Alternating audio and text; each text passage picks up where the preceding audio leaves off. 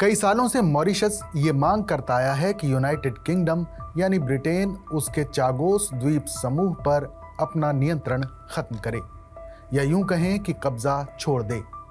अब हम आपको बता रहे हैं कि मॉरिशस के चागोस द्वीप समूह और डियागो गार्सिया मिलिट्री बेस पर यूके का कब्जा विवाद का विषय क्यों बना, और ये अमेरिका और भारत जैसे देशों के लिए क्यों अहम है।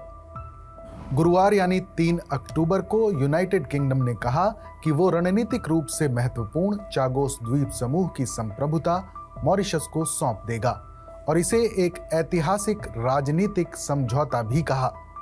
ब्रिटेन ने लंबे समय से चागोस और वहां स्थित डिएगो गार्सिया मिलिट्री बेस को कंट्रोल किया है और इसे अमेरिका के साथ मिलकर संचालित करता रहा है।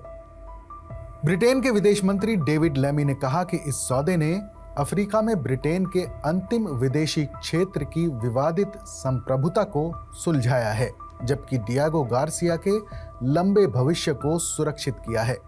यूके और मॉरिशस के संयुक्त बयान में आगे कहा गया कि दोनों देशों को हमारे करीबी भागीदारों संयुक्त राज्य अमेरिका और भारत का पूरा समर्थन और सहायता मिली है। इससे पहले ब्रिटेन के उपनिवेश के खिलाफ यहाँ के लोग आवाज उठाते रहे हैं और प्रदर्शन भी हुए हैं।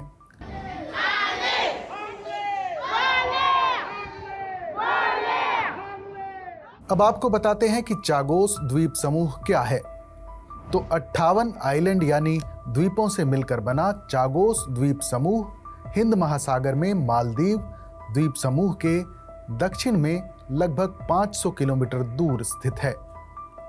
ये द्वीप 18वीं शताब्दी के अंत तक निर्जन थे, यानी तब तक यहाँ कोई इंसान नहीं रहता था।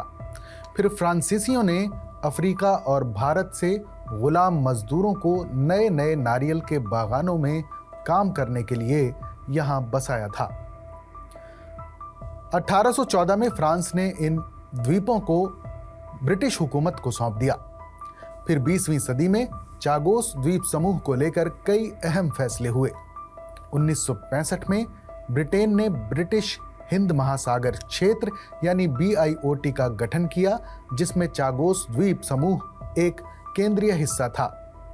कुछ अन्य BIOT द्वीपों को बाद में 1976 में ब्रिटेन से आज़ादी हासिल करने के बाद सेशेल्स को सौंप दिया गया था। चागोस को प्रशासनिक उद्देश्यों के लिए हिंद महासागर में एक और ब्रिटिश उपनिवेश मॉरिशस से जोड़ा गया था। लेकिन जब 1968 में मॉरिशस को आज़ादी मिली तो चागोस ब्रिटेन के पास ही रहा। ब्रिटेन की सरकार ने नए नए आज़ाद हुए देश को चागोस द्वीप समूह से अलगाव पर 3 मिलियन पाउंड का अनुदान भी दिया था। अब ब्रिटेन ने चागोस द्वीप पर मॉरिशस को संप्रभुता सौंपने का फैसला लिया है। चागोस द्वीप के मामले में भारत ने काफी अहम भूमिका निभाई है। दरअसल भारत ने हमेशा से ही औपनिवेशीकरण के अंत का समर्थन किया है।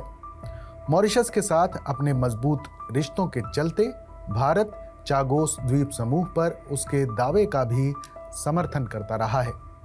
भारत का मानना है कि यह समझौता सभी पक्षों के लिए फायदेमंद है और इससे हिंद महासागर इलाके में लंबे समय के लिए सुरक्षा मजबूत होगी। इस ऐतिहासिक समझौते में डिएगो गार्सिया में मौजूद अमेरिकी सैन्य अड्डे को लेकर भी 99 साल की लीज का प्रावधान रखा गया है। यह समझौता भारत और अमेरिका के समर्थन से 2 साल की बातचीत के बाद हो पाया है। चागोस द्वीप समूह के जरिए गैर कानूनी एंट्री की बढ़ती आशंकाओं के बीच ये कदम उठाया गया है। डिएगो गार्सिया हिंद महासागर में सबसे महत्वपूर्ण अमेरिकी सैन्य अड्डा है, जहां बड़े युद्धपोत और लड़ाकू विमान तैनात किए जा सकते हैं। इस समझौते से डिएगो गार्सिया में अमेरिकी सेना की मौजूदगी पर कोई असर नहीं पड़ेगा। 99 साल की लीज के प्रावधान से ये तय होता है कि अमेरिका का ये मिलिट्री बेस यहाँ बना रहेगा। ब्रिटेन और मॉरिशस ने एक संयुक्त बयान में कहा है कि अंतर्राष्ट्रीय कानून के आधार पर समान संप्रभु राष्ट्रों के रूप में बातचीत सम्मानजनक तरीके से की गई है। ये समझौता इस इलाके में एक नया अध्याय शुरू करता है और औपनिवेशिक अतीत के साथ आगे बढ़ने का मौका देता है। ब्रिटेन और मॉरिशस के बीच हुए इस समझौते में भारत की भूमिका बेहद निर्णायक रही है। दोनों देशों ने अपने संयुक्त बयान में कहा है कि इस राजनीतिक समझौते तक पहुंचने में हमें अपने करीबी सहयोगियों संयुक्त राज्य अमेरिका और भारतीय गणराज्य का पूरा समर्थन और सहायता मिली है। सूत्रों के मुताबिक भारत ने दोनों पक्षों को खुले मन और पारस्परिक रूप से फायदेमंद रिजल्ट पाने की दृष्टि से बातचीत करने के लिए प्रोत्साहित किया। भारत का मानना है कि समझौते का फाइनल रिजल्ट इसमें शामिल सभी पक्षों के लिए एक बड़ी जीत है। इससे हिंद महासागर क्षेत्र में दीर्घकालिक सुरक्षा मजबूत होगी। इस समझौते का स्वागत करते हुए भारत ने कहा कि उसने उपनिवेशवाद पर अपने सैद्धांतिक रुख और राष्ट्रों की संप्रभुता और क्षेत्रीय अखंडता के समर्थन के साथ साथ मॉरिशस के साथ अपनी लंबी और गहरी साझेदारी के मुताबिक चागोस पर मॉरिशस के दावे का लगातार समर्थन किया है। विदेश मंत्री एस जयशंकर ने इस साल की शुरुआत में पोर्ट लुइस की अपनी यात्रा के दौरान मॉरिशस के लिए भारत के समर्थन की पुष्टि की थी। समाचार एजेंसी ANI की एक रिपोर्ट के मुताबिक मॉरिशस और यूके के बीच समझौते में भारत ने पीछे से सपोर्ट किया है, शांत रहते हुए महत्वपूर्ण भूमिका निभाई है। भारत ने सैद्धांतिक मॉरिशस की स्थिति का मजबूती से समर्थन किया, उपनिवेशवाद के आखिरी अवशेषों को खत्म करने की जरूरत पर अपने रुख का समर्थन किया। साथ ही लगातार दोनों पक्षों को खुले दिमाग से और पारस्परिक रूप से अच्छे फायदेमंद नतीजे हासिल करने के मकसद से बातचीत करने के लिए प्रोत्साहित किया। रिपोर्ट में कहा गया है कि नया समझौता मॉरिशस के लिए डियागो गार्सिया को छोड़कर सभी द्वीपों पर पुनर्वास का मैनेजमेंट करने का रास्ता मजबूत करता है। इस संधि को जल्द ही अंतिम रूप दिए जाने की उम्मीद है, जो उपनिवेशी दौर के अंतिम क्षेत्रीय विवादों में से एक का समाधान होगा। ब्रिटेन पर कई दशकों से चागोस को सौंपने का दबाव रहा है। फरवरी 2019 में अंतर्राष्ट्रीय न्यायालय ने चागोस द्वीप समूह पर ब्रिटेन के नियंत्रण को गैर कानूनी घोषित कर दिया था।